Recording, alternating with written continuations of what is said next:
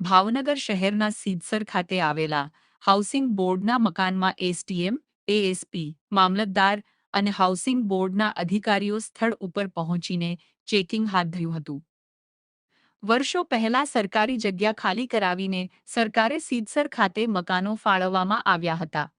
ત્યારે મકાનોના હેતુફેર કરીને ભાડે આપવામાં આવ્યા હોય અથવા તો અન્ય હેતુફેર થયો હોય તેને પગલે ચેકિંગ હાથ ધરીને કાયદેસરની કાર્યવાહી 25 વારિયામાં હાથ ધરવામાં આવી હતી.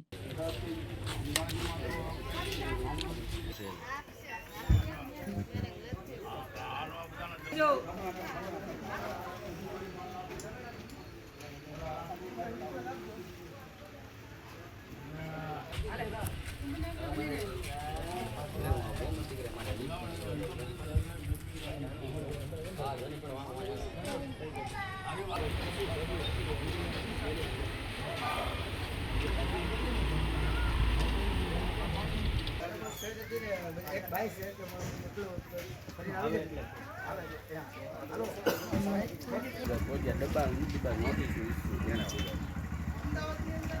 હા પંખા જલ્દી ગાડી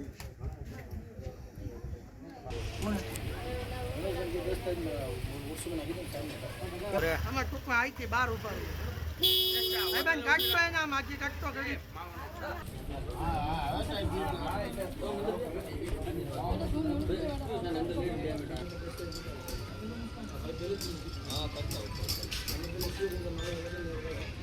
સિદ્ધસર 25 વારિયા વિસ્તારમાં જે તે સમયે ગુજરાત હાઉસિંગ બોર્ડ દ્વારા નોન સેલેબલ મકાનો એલોટ કરવામાં આવેલા જે તે એલોટીને, અને અમારા ફિલ્ડ વિઝિટ દરમિયાન અને અમારા સૂત્રો પાસેથી એવું જાણવા મળ્યું કે આ જગ્યાએ અલગ અલગ લોકો એ હેતુફેર કરીને અથવા તો જે મકાનમાં બીજી પ્રવૃત્તિઓ કરીને કાર્યવાહી કરી રહ્યા છે.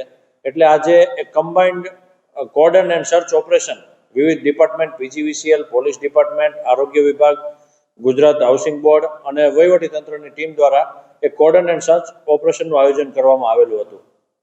ગુજરાત હાઉસિંગ બોર્ડ દ્વારા આ જે પ્રોપર્ટી હતી એ નોન સેલેબલ મકાનો હતા, એટલે એનું વેચાણ કરી શકાય નહીં. ઘણા બધા લોકો દ્વારા એનું ગેરકાયદેસર વેચાણ કરવામાં આવ્યું છે. એ મકાન ભાડે આપવામાં આવેલા છે. એ તમામ મકાનના મૂળ માલિકો છે એ બધાને ગુજરાત હાઉસિંગ બોર્ડ દ્વારા નોટિસ આપવામાં આવેલી છે. ઘણા લોકોએ ત્યાં દબાણ કરેલું છે, દબાણ અંગેની પણ નોટિસ આપવામાં આવેલી છે. ઉપરાંત ઘણા બધા લોકોએ ગેરકાયદેસર વીજ કનેક્શન ધરાવતા હતા, એ લોકો સામે પણ કાર્યવાહી કરવામાં આવેલી છે.